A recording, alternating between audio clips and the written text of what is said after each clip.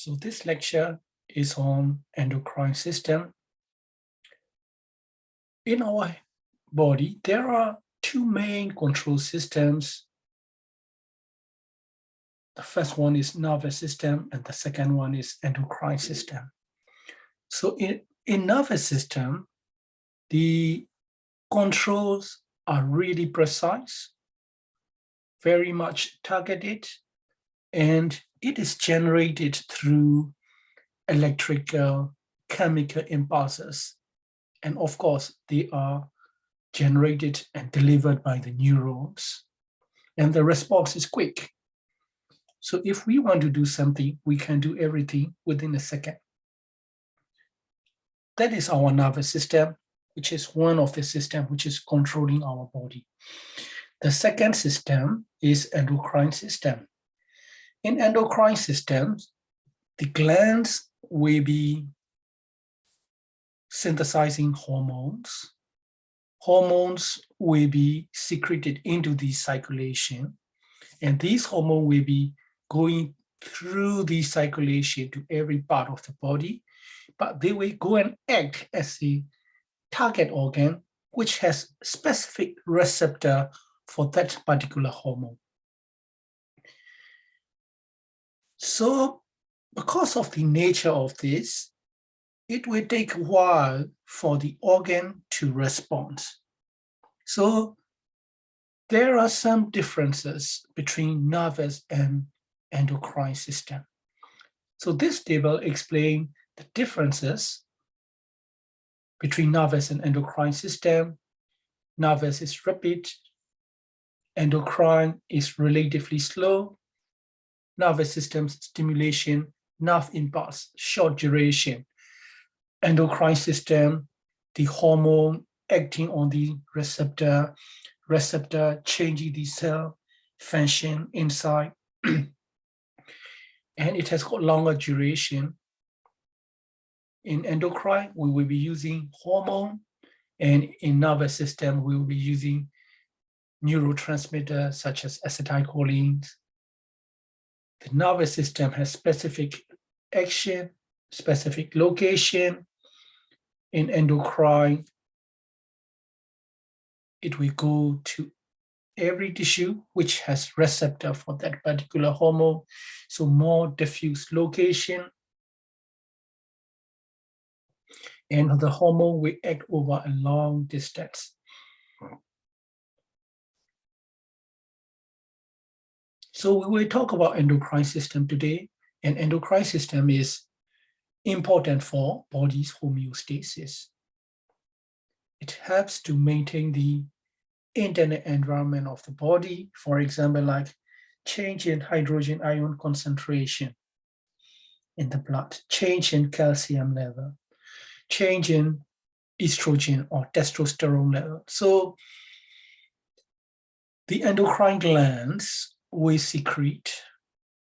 The one particular point about these endocrine glands, they do not have DEX.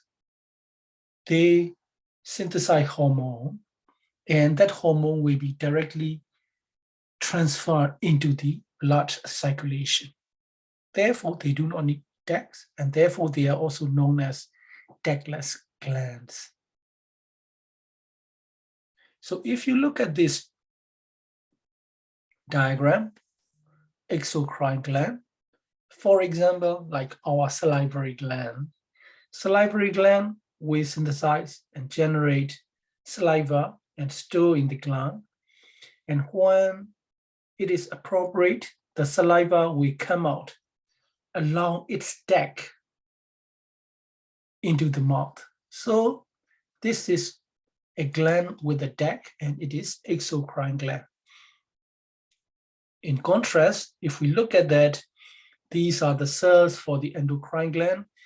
They are intimately and profoundly wrapped with the vascular channels, capillaries, and the glands will synthesize hormone, and that will be transferred into the circulation directly without the DEX.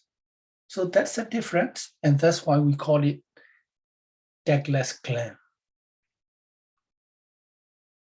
We have been talking about hormones again and again. So what is a hormone?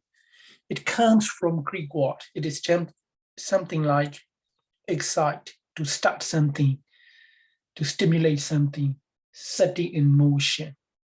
So these are the chemicals which act as messengers, synthesized by the glands, and they will be transported into the circulation. They will travel along the circulation, go to the target tissue or target organ, which has a particular receptor to take that hormone. And the target cell is pre-programmed already. Once the hormone attached to the receptor, the pre-programmed cell will do the job. Chemically, there are two types of hormones in our body. They are amino acid-based hormone and steroid hormone. So amino acid-based hormone could be short-chain amino acid, long-chain amino acid, or just modified amino acid. So the names will be peptides, proteins, and amine. Amino acid hormones are water soluble. With regards to steroid hormone, they derive from cholesterol, they are lipid molecules, and therefore they are lipid soluble. So if we remember the cell membrane, which is phospholipid bilayers, the steroid hormone will get a chance to go through, dissolve with the cell membrane and pass in and out of the cell membrane, but amino acid-based hormone will not be able to do. Whatever it is, the hormones will change the plasma membrane permeability or membrane potential, or might open or close the ion channels.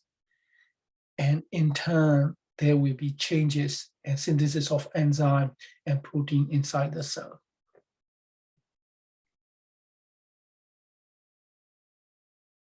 So functions of hormone, this page is not difficult. Reproduction, growth, development, maintenance of electrolyte, regulation of cellular metabolism, and mobilization of body defense. So let's look at this diagram. It might be important as we are trying to locate the endocrine glands in our body. There are two types. Here I have put stars for some glands and hearts for other glands.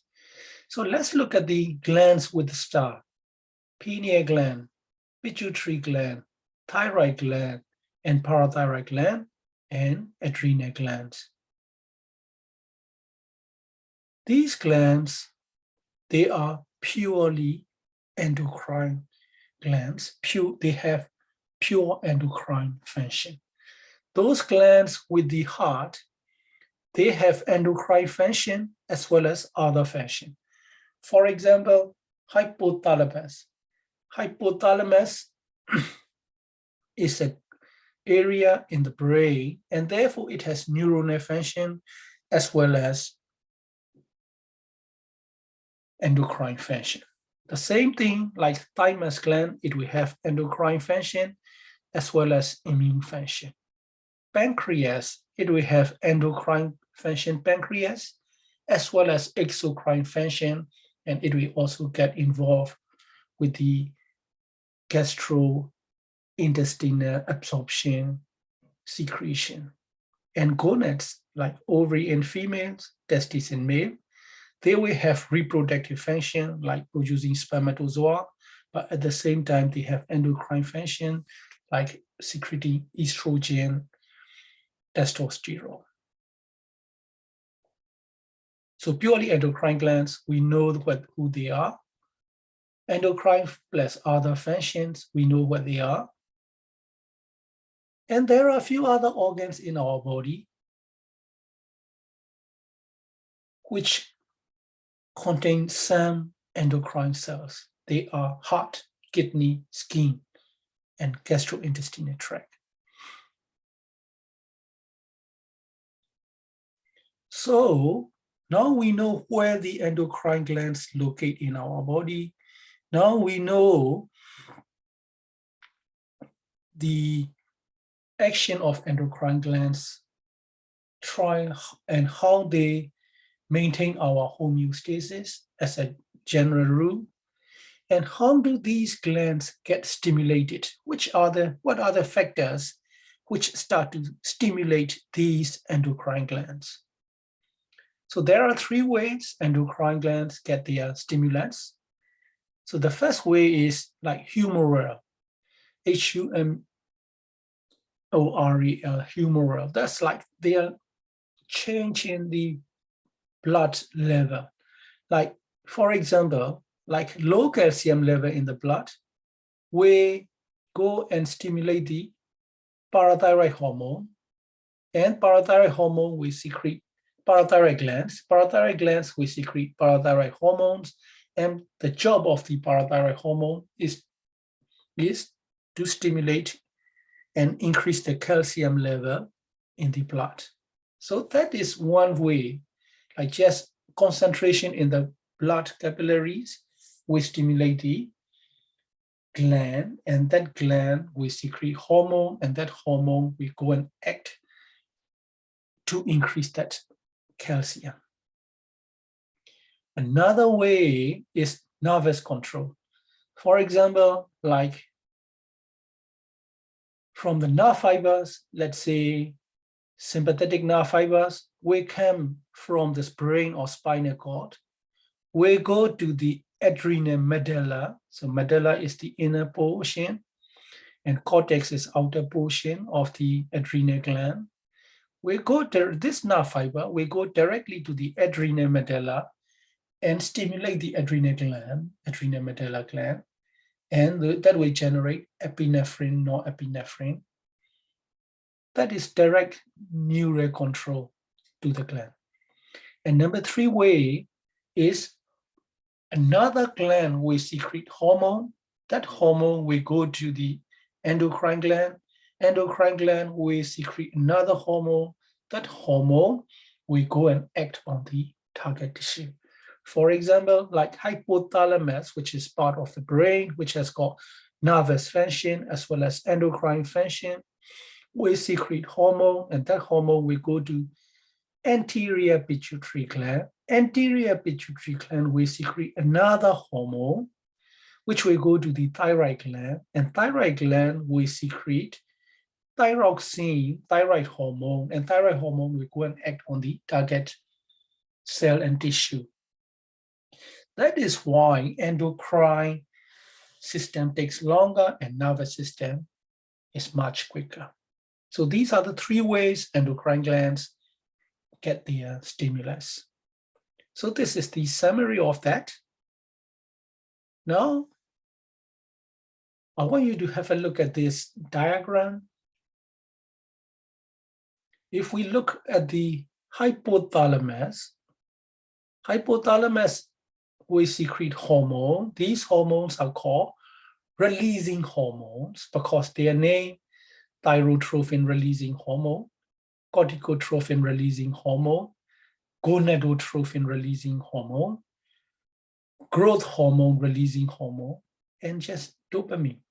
So if you look at this corticotrophin releasing hormone, that hormone will go to the anterior pituitary gland and ask the anterior pituitary to secrete adrenocorticotropic hormone. So this adrenocorticotropic hormone will go to adrenal cortex and stimulate the adrenal cortex. And from adrenal cortex, we will secrete cortisol. The same thing like thyrotrophin releasing hormone, we go to anterior pituitary. From anterior pituitary, we secrete thyroid stimulating hormone. We go and stimulate the thyroid. From thyroid gland, we secrete thyroxine. So this thyroxine will act on the cell. So I want you to have a look at this diagram and try to appreciate it and the difference between releasing hormone, which are secreted from hypothalamus, and stimulating hormone, which are secreted from the anterior pituitary, which we have to go to another organ. And finally, we got the hormone, which we go and finally act on the targeted cells. Okay, let's take a break before we go to the pituitary gland, which is purely endocrine gland. Now let's go to the pituitary gland, which is the purely endocrine gland. And there are a lot of things to talk about. So where is the pituitary gland? Pituitary gland is located at the base of the brain. So this is the sagittal section of the cranium. And let's go and remind ourselves, the bones for the forehead, we call it frontal bone. The bone in the back of our head, we call it occipital bone.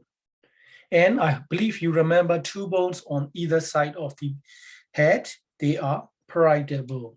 So if we look at the frontal bone, underneath, we will have the lobe of the brain. We will call this part of the brain frontal lobe.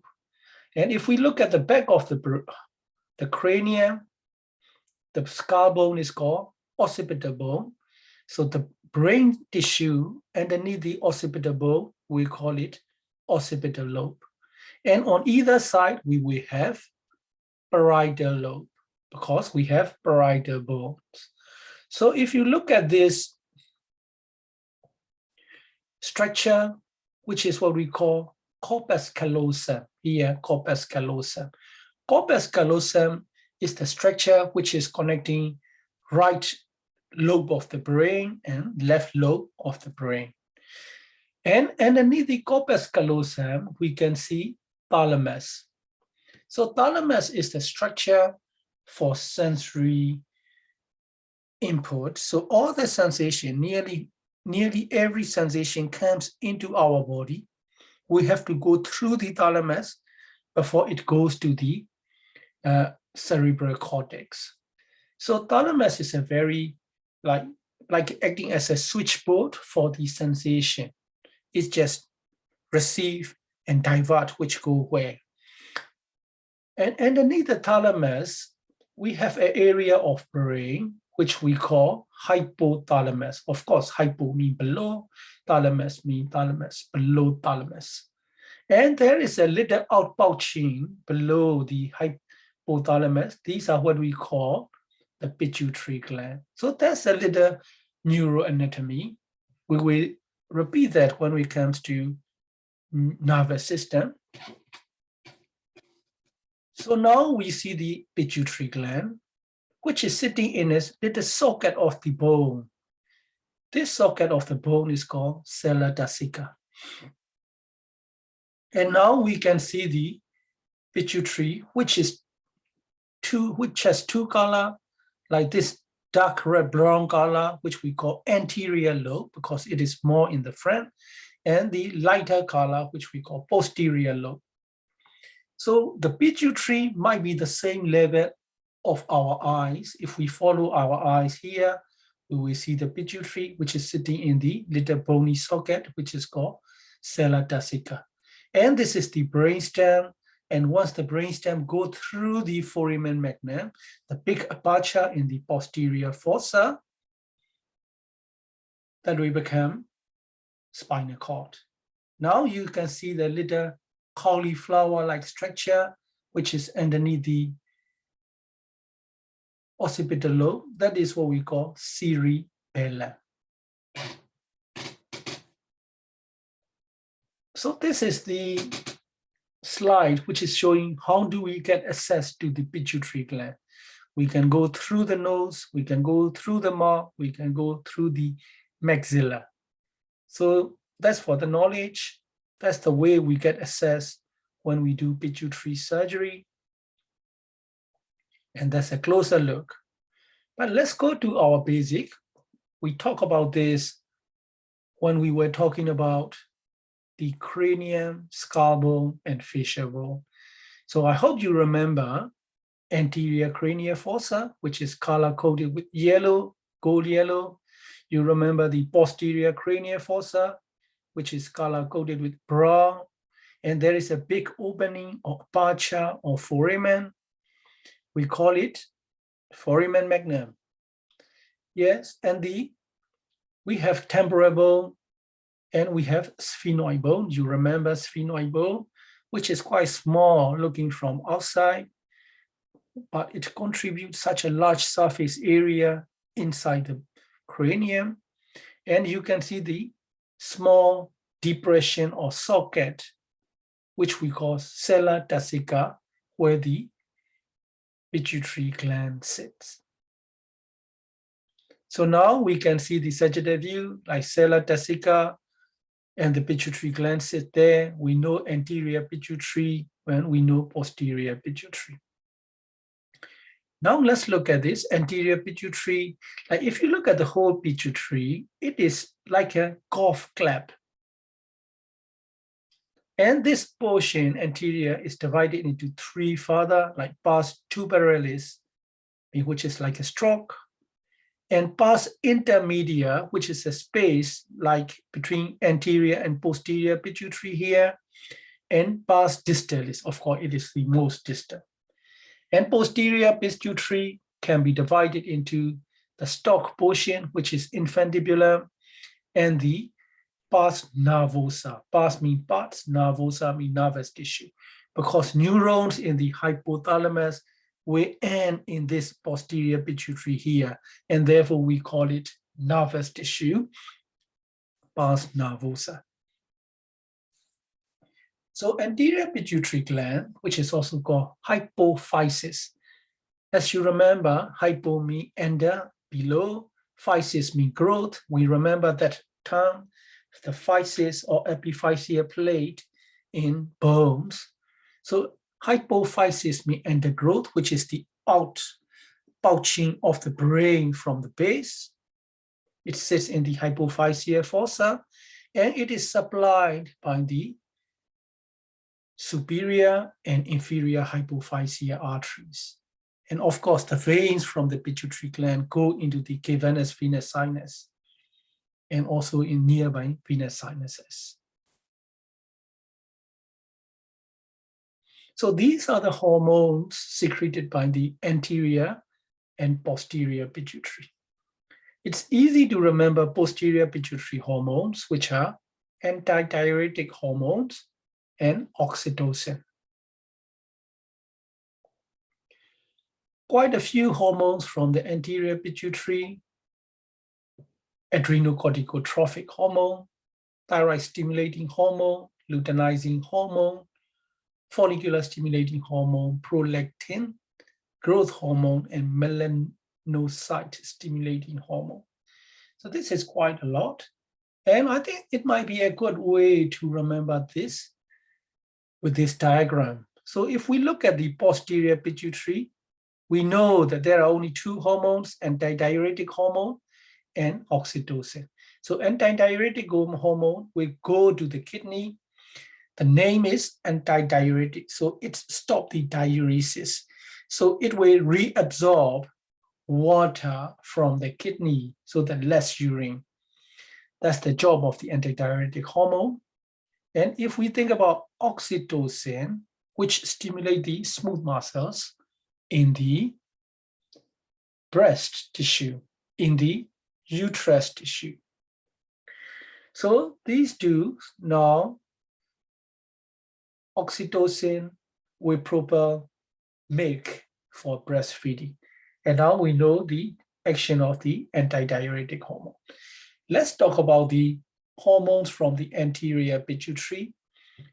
We know that adrenocorticotropic hormone, adrenocorticotropic hormone, that will go to the adrenal cortex and ask the adrenal cortex to secrete another hormone. The growth hormone will go to the muscle, will go to the brain, and will stimulate the growth of these tissues. Melanocyte stimulating hormone will go to the skin if you remember, melanin, which is the one of these cells in the skin, that we put more melanin in the skin. Thyroid stimulating hormone, we go to the thyroid gland, and thyroid gland, in response to thyroid stimulating hormone, thyroid gland will secrete thyroid hormone, which is thyroxine. Gonadotrophic hormones, which are follicular stimulating hormone, luteinizing hormone, we go to the testes, we go to the ovary, and stimulate the spermatogenesis, oogenesis, and also secrete the estrogen and testosterone. And prolactin from the anterior pituitary will go to the breast and stimulate the breast milk formation. So these are the functions of the anterior and posterior pituitary hormones. Now let's go and look at the structure, anatomical structure, which is more detailed into hypothalamus and anterior pituitary. Hypothalamus is here. Neurons in the hypothalamus, they travel and stop somewhere at the end where they meet the pituitary gland. So these neurons will secrete and synthesize and secrete hormones. And these hormones, if you look at that from the nerve endings, they will go into the capillaries, superior hypophyseal artery, gradually branch, finally become the smallest portion of the blood vessel, which we call capillaries. And these hormones will be secreted into these capillaries. And the capillaries will continue to travel and will march with each other to form veins.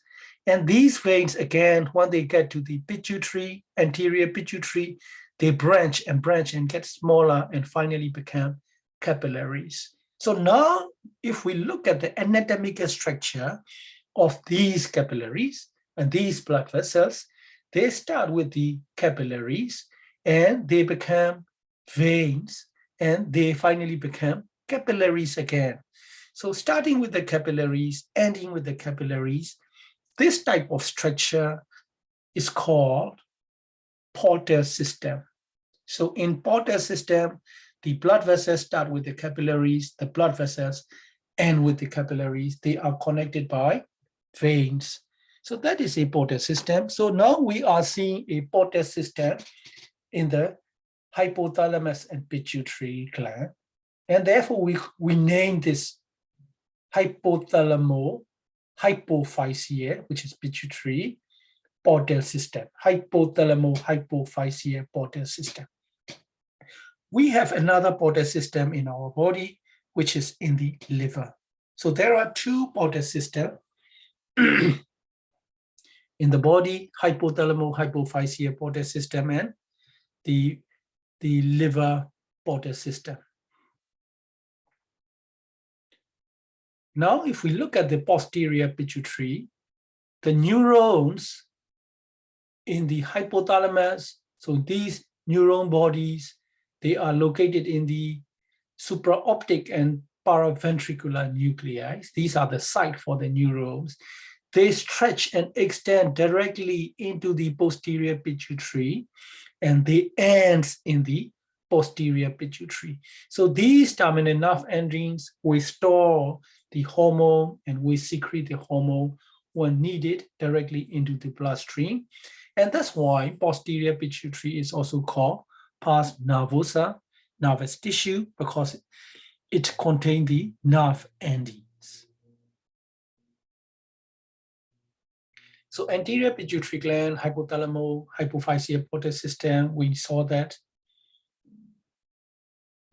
And we knew that hypothalamus is going to secrete releasing hormone, which will come to the anterior pituitary to secrete anterior pituitary hormone.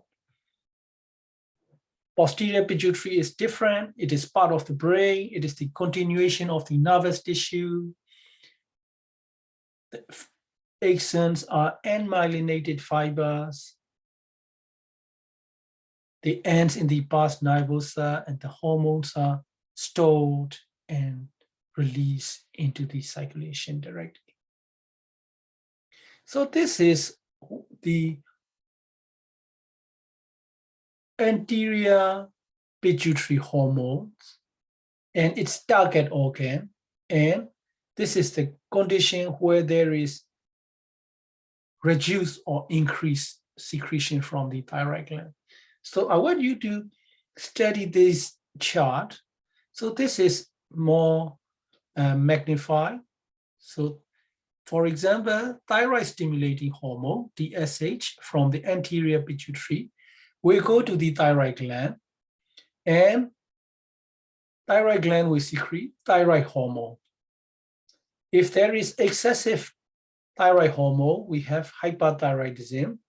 If there is no thyroid hormone or reduced thyroid hormone, we have a condition called cretinism in children, myxedema in adults. So I want you to go through this. And this is the job of the gonadotrophin hormone, FSH and LH. And this is the growth hormone, which we go to liver, muscle, bone, cartilage, prolactin. We go to the breast, promote lactation. This is the posterior pituitary hormone, which are only two, antidiuretic hormone and oxytocin. And this is a stage where the problem with the growth hormone. So in this photograph, and this lady is normal size. So this gentleman is too big and this gentleman is too small. The reason is this gentleman has excessive growth hormone, and this is a condition we call gigantism. And in this gentleman lacks growth hormone, and therefore he is very small, and we call this condition dwarfism. So now we can appreciate the excessive growth hormone, which we cause gigantism, and depleted growth hormone, which we call dwarfism, and this is the normal person. So now we have talked about the pituitary. Before we go to the thyroid, parathyroid, and adrenal gland, I want you to take a break. I want you to go back to the previous slides, and I want you to make sure you are ready to proceed. Okay, let's go to the other glands, thyroid, parathyroid, and adrenal gland. So this is our thyroid gland. As we know, it is sitting in front of our neck. So this diagram shows where our thyroid glands are. It is in front of our neck, and our heart will be here, in between the lungs, inside the chest, and from the heart, the big artery came out. That is what we call aorta. So aorta will give three branches for the head and neck region. These are the two arteries on the left, which are common carotid artery and subclavian artery, and one big artery on the right, which is the combination of two, carotid and subclavian. So we will call it brachiocephalic, and brachiocephalic we finally divide into subclavian artery and common carotid artery. So this thyroid gland, which is lying in front of the neck and which is lying in front of the trachea, and we see the two lobes here, right lobe and left lobe, and right lobe and left lobe are connected by another piece of thyroid tissue, which we call isthmus portion of the thyroid gland. And as we can see, superior thyroid artery come and supply the thyroid gland. The same thing, we have inferior thyroid artery, which we supply the thyroid gland as well. So now if we look at the cadaver, now we can see the thyroid cartilage here. We can see the thyroid ring. We can see the portion of the thyroid, which is connecting the right and left lobe. We call that isthmus of the thyroid gland. And we can see the aorta, which is large structure here. And we can see the brachiocephalic artery, which is dividing into subclavian artery and common carotid artery here.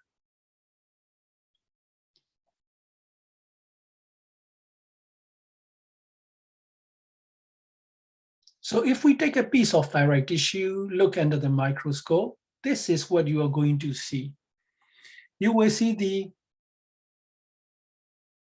colloid-filled follicles, and these follicles are lined by the follicular cells.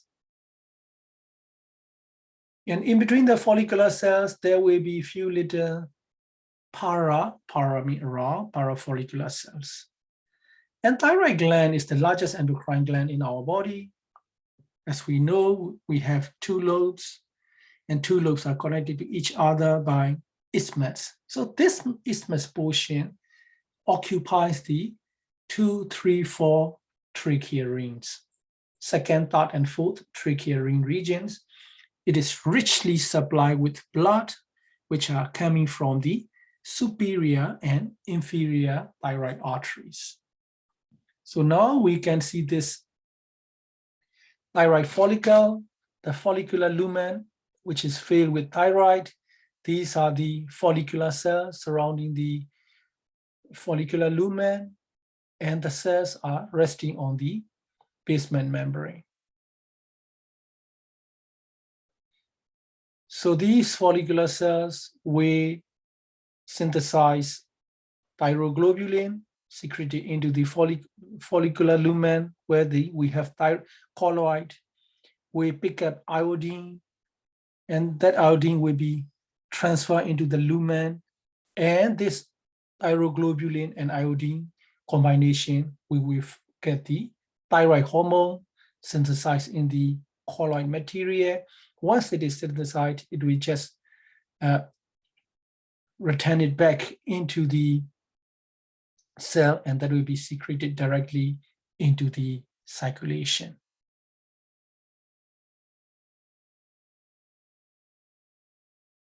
So now if we look at that, it looks like follicular cells here, the colloid-filled lumen, and let's talk about hypothyroidism. It is an underactive thyroid. So this is a typical picture. The thyroid problems, they are more common in female, either hypothyroid or hyperthyroid. For hypothyroidism, let's say the lady, more common in female, around 40, 50s, because thyroid hormones' job is for metabolism. There is less metabolism, so the patient will be feeling fatigued, depressed. They're putting on weight because there is very poor metabolic activity, losing weight, no metabolic activity, less heat production, and therefore the person is feeling cold even in the hot weather, cold intolerance, constipated with menstrual irregularity.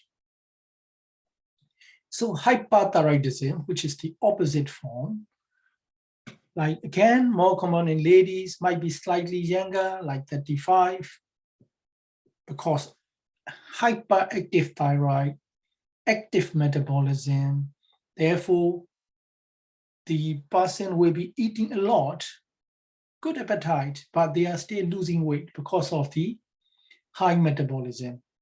They are very irritable, like very active, very energetic, feeling hot, even in cold weather. They will also have menstrual irregularities. So now if we look at these photographs, so if we look at the eye, the black center of our eye, we call it pupil.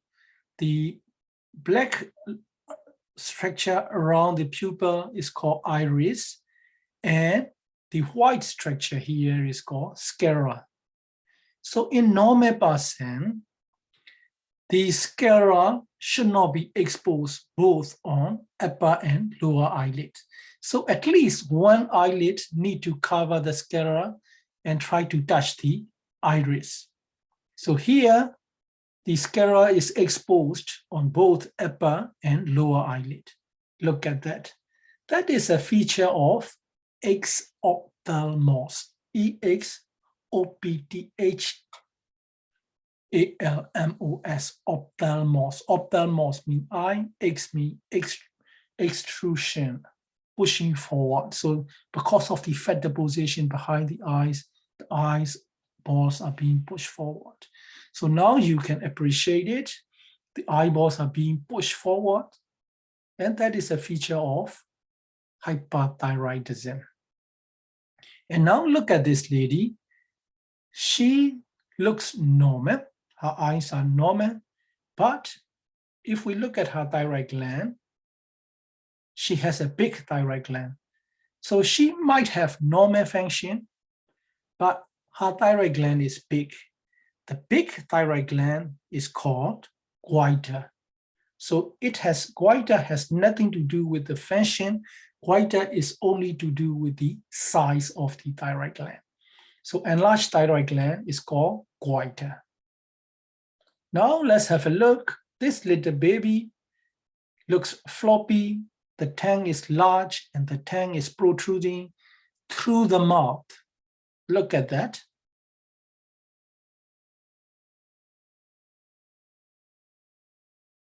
That is what we call cretinism. So the baby is born with the low thyroid hormone. So this is atypical of cretinism. So now let's look at the back of the thyroid gland. Now we are looking from the posterior aspect, and this is the right thyroid gland, this is the left thyroid gland, and we can see small little glands stacked on the posterior surface of the thyroid, which we call parathyroid gland. So we have seen two on the right and two on the left. Like parathyroid gland can vary like 4, 5, 6, or might be 7 and 8, but usually 4, 2 on the right and 2 on the left. So 2 pairs, 4 in total behind the thyroid gland. Parathyroid gland is easy, guys. Parathyroid glands has parathyroid cells, which are small, multiple, and they secrete parathyroid hormone. The parathyroid hormone will involve with the calcium metabolism. In parathyroid gland, we have a cell called oxyphil cell, which are large, and we don't know the function of those. So the parathyroid hormone will stimulate osteoclast. I hope you remember osteoclast. How many bone cells do we know? Yes, you are right. There are 4 bone cells. They are osteogenic stem cell, osteoblast, osteocyte, and osteoclast. So osteoblast is for bone forming and osteoclast is for bone resorption. So parathyroid gland stimulate the osteoclast. So the osteoclast will do bone resorption, and that bone resorption will take calcium out of the bone into the circulation. And parathyroid hormone will activate vitamin D to increase gastrointestinal tract absorption. Parathyroid hormone again will go to the kidney and ask the kidney to stop calcium excretion. So therefore, active parathyroid hormone will pull all the calcium into the circulation. So now we come to the adrenal gland, which is also called suprarenal gland. Supra means above, renal, above the kidney. If you look at that, suprarenal gland or adrenal gland is sitting on the upper pole of the kidney, which is like a pyramid shape or triangular shape. And it has got outer cortex and inner medulla.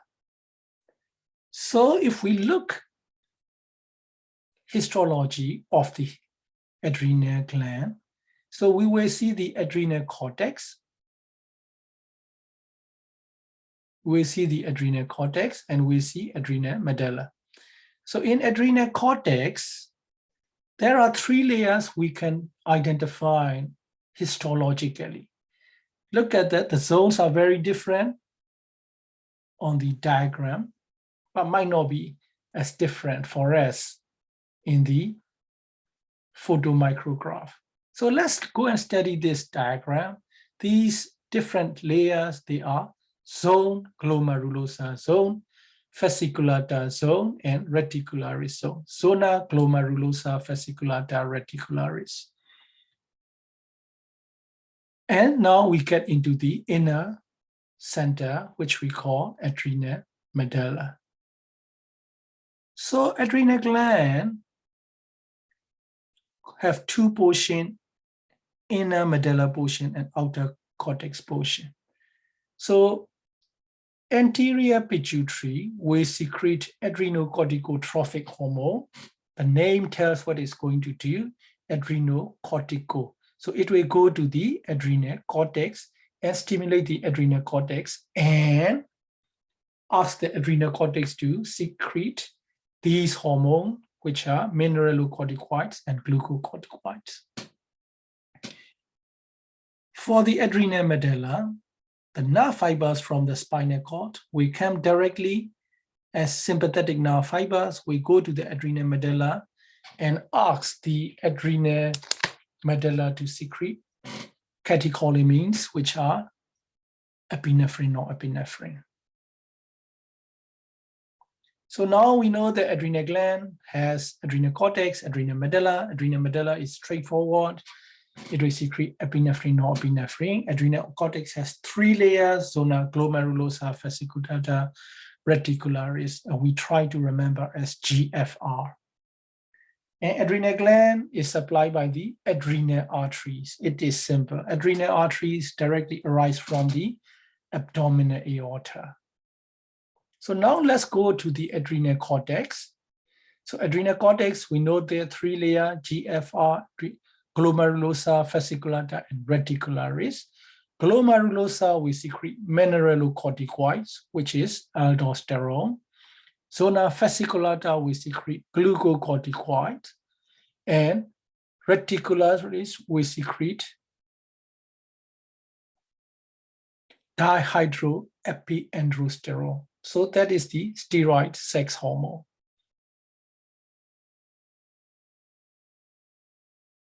So now this is the abdominal anatomy, which is showing the kidney. This is the abdominal aorta, inferior vena cava, which is formed by the right and left common iliac veins.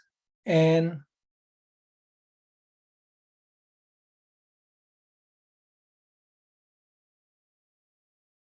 you can see the adrenal gland sitting on the upper pole of the kidneys, and the adrenal veins will go directly into the inferior vena cava. But on the right, on the left, adrenal vein will go into the renal vein. So we will talk about this when it comes to the anatomy of the abdomen. Let's take a break before we go to the final parts of this lecture.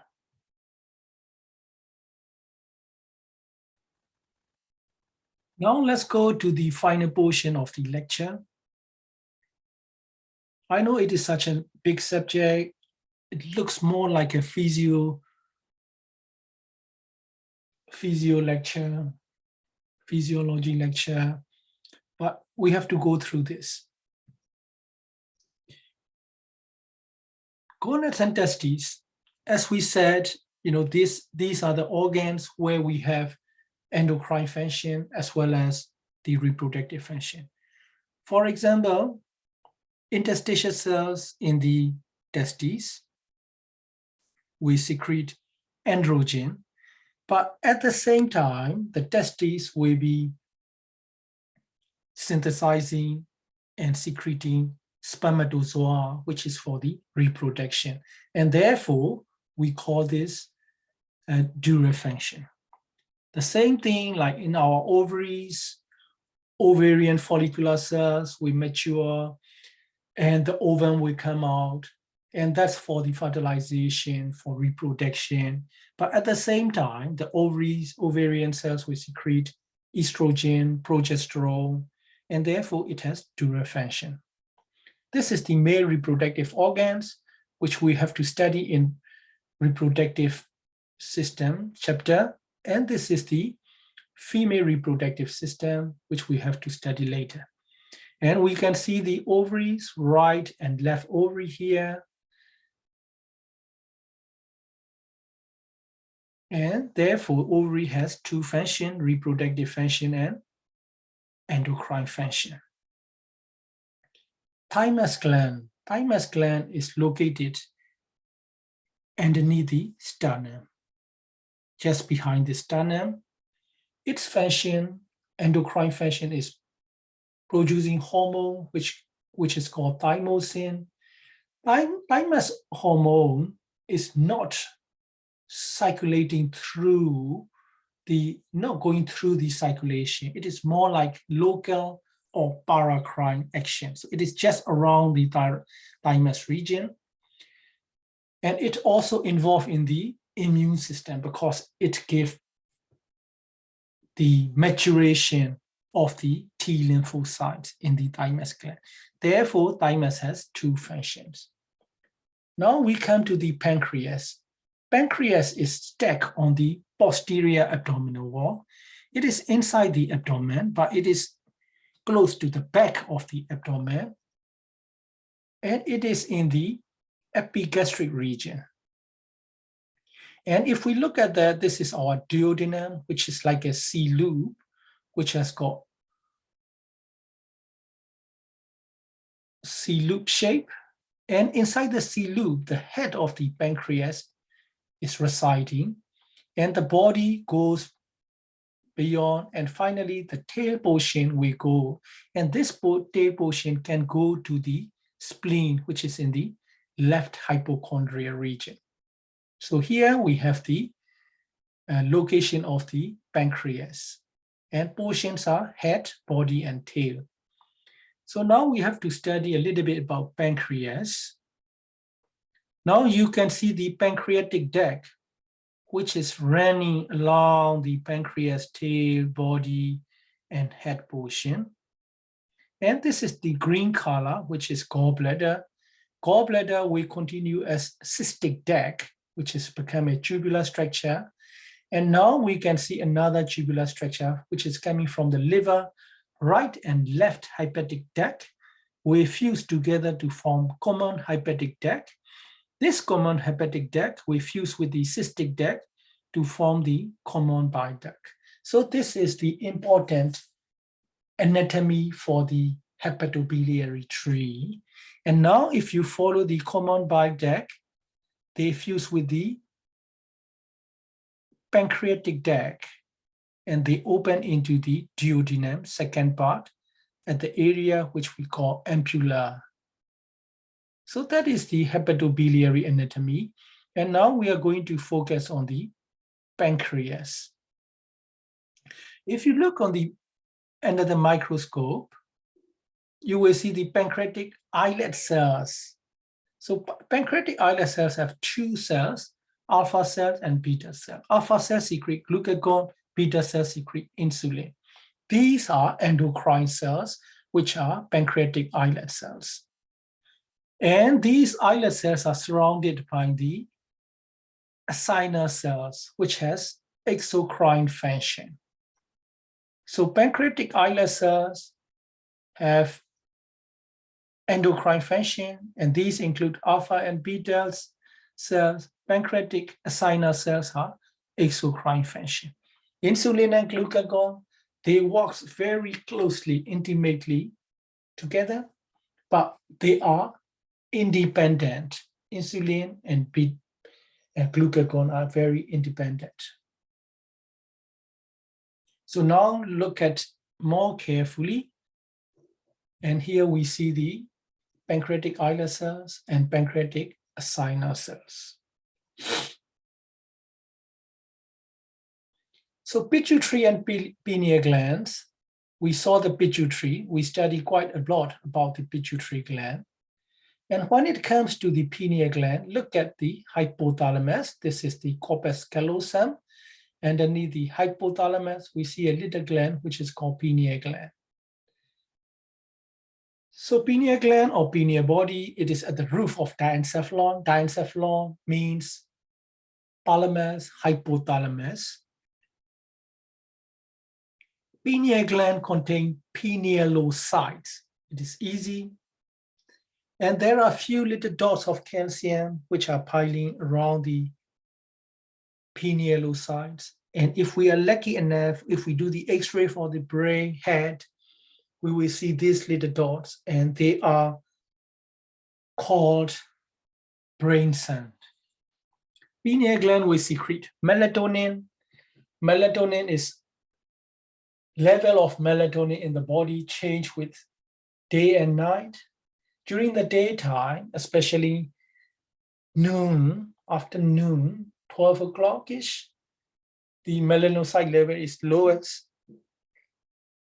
And at nighttime, we have the highest level of melatonin. The reason is the darkness of the night will go and send impulse to the retina, which is inside the eye, and then we go along the spinal cord and superior cervical ganglion, and then we go to the pineal gland, and pineal gland will secrete melatonin. Melatonin is for sleep. So if once the melatonin level goes up, we want to sleep. So that's the circadian rhythm and the melatonin. So now we come to the near end or the last slide of the lecture. We said the heart has some endocrine tissue. Yes, the heart has tissue which secrete atrial natriuretic peptide. So these atrial natriuretic peptide will come out, and that will stimulate the loss for water and sodium. So less water, less sodium, the blood pressure can go down. Kidney, we will have to study about urinary system and the kidneys. Kidneys, they have glomerulus, and the cells near the glomerulus, juxta mean around, juxtaglomerular mean around the glomerulus, we have cells which will secrete renin. Renin will stimulate the renin-angiotensin-aldosterone system, which is for the salt and water retention system and vasoconstriction. Kidneys also have capillaries which endothelial cells secrete erythropoietin.